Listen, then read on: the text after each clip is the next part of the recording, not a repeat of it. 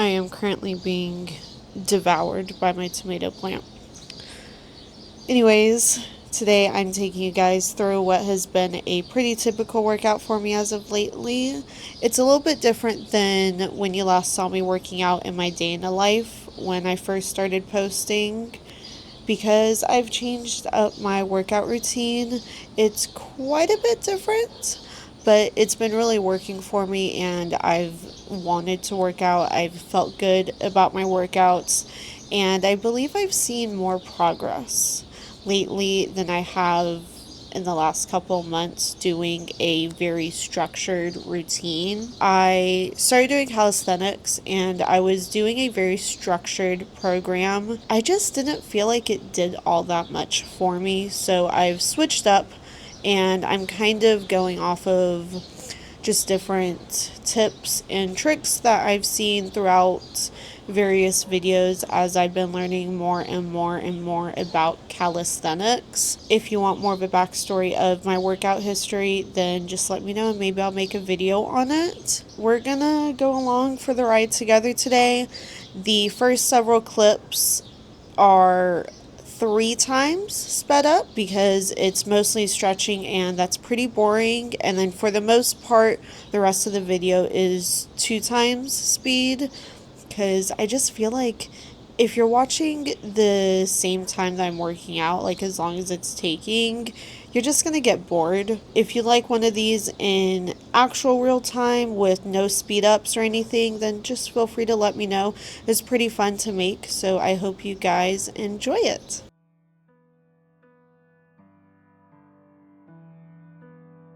Alright, we are starting off with some stretches. These are stretches for the back, stretches for the core. You'll see me doing some wrist work. Calisthenics is a lot of wrist and hand movements, so you really want to make sure to warm them up really well. It's really important to warm up your entire body and all of your muscles when you're doing, pretty much any workout, but especially calisthenics. Almost every move uses pretty much your entire body from my experience. I do a mixture of dynamic and static stretches, as well as really getting into deep stretches where your body is maybe a little bit more uncomfortable and maybe even hurting a little bit. Here I am doing some leg stretches. I am recovering still from an injury in my right leg, so I'm not able to stretch as deep as I would normally like in these stretches right now, but it's starting to get a little bit better. I really try to focus on doing one side at a time right now so that I can still get a nice good deep stretch.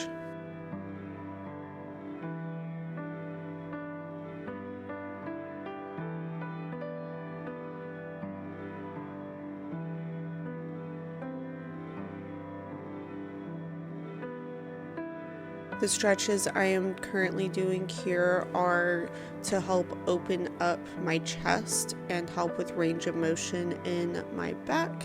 This will help with handstands, this will help with balance, it'll help with holding myself up for various movements.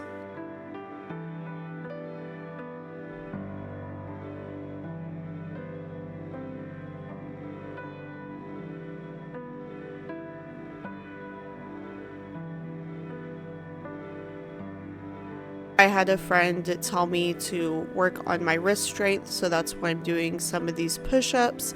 Granted, my form is not the best, but it is a work in progress, and we're just always trying to get better.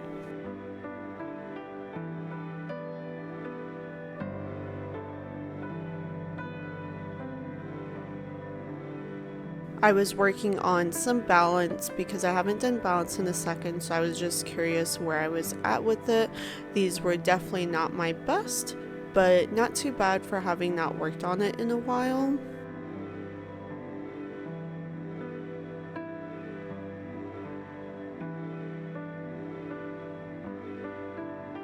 And then we're working on our deep squat still. This is something that I work pretty much every day. I just try to sit in that position and sometimes do squats going up and down and just trying to get nice and deep and get my legs closer and closer together. The last part of my warm-up is some forearm curls with some lighter dumbbells. I use a 5-pound dumbbell to do basic forearm curls, and then you'll see me use the yellow, I think it's 3 pounds, for some deeper curls, just trying to really curl it as much as I possibly can and work the wrist really well before I start actually working out.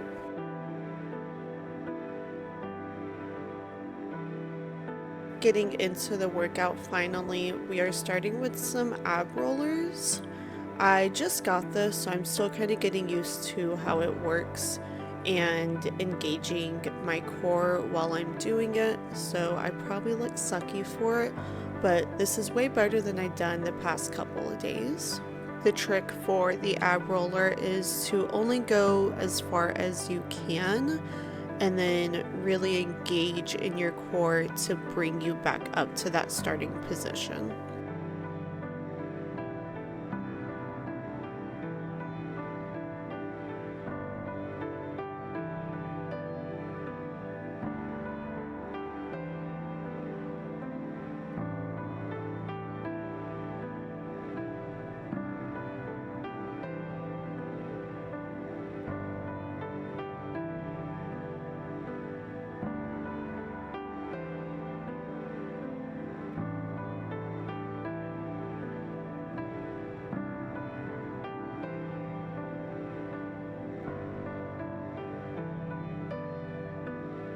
Here I am stretching my toes to just help get them ready for the next movement real quick.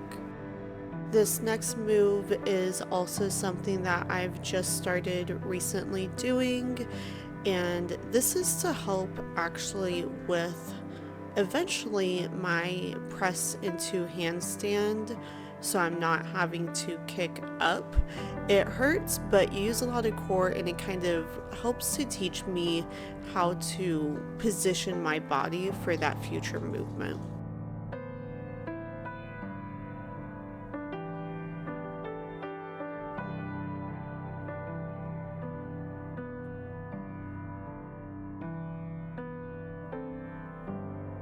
After ab work, I started working on my chin up. I'm currently trying to get my first one. For the last year and a quarter, I have used bands for chin ups and pull ups, but I just didn't feel like they were really doing me any favors, so I'm now attempting them without any bands, and we're eventually gonna get it. After chin-ups, I work on my leg lifts. Depending on what else I am working on, I will either do my leg lifts here on my dip bars or from my pull-up bar. This day I was really trying to work on depressing my shoulders, so that's why I chose to do it from the dip bar.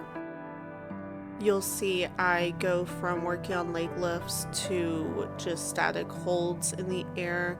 This is to help kind of understand what I need to do with my body to achieve the L-sit, as well as, again, just working on depressing my shoulders and getting as high up as I can. The next thing I worked on were some vertical pulls using these dip bars.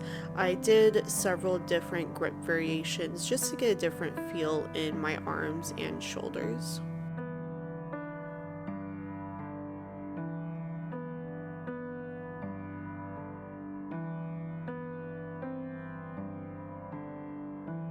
This is something that I am personally the most proud of right now.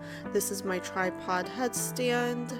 I'm getting pretty good at this, so I am now working on my forearm stand and then eventually my handstand.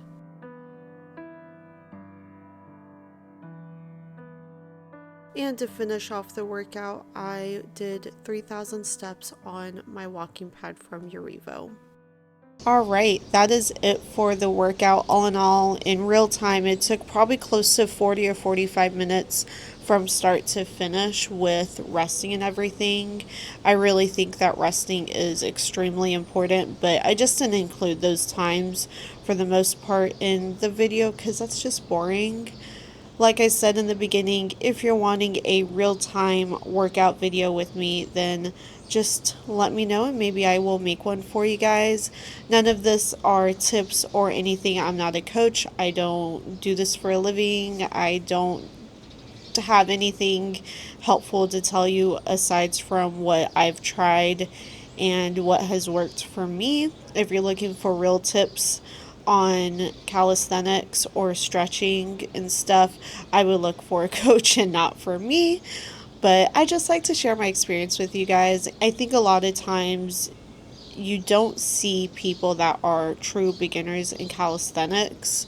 So I thought it would be just fun to share my experience. I'll definitely make another one of these as I progress in my training, but that's probably going to be a little while. Overall, I hope you enjoyed this video. Feel free to give it a like, thumbs up, comment in the comment section, and feel free to subscribe to my channel if you want more content like this. You could also check out my channel for more videos, and I will see you guys in the next one.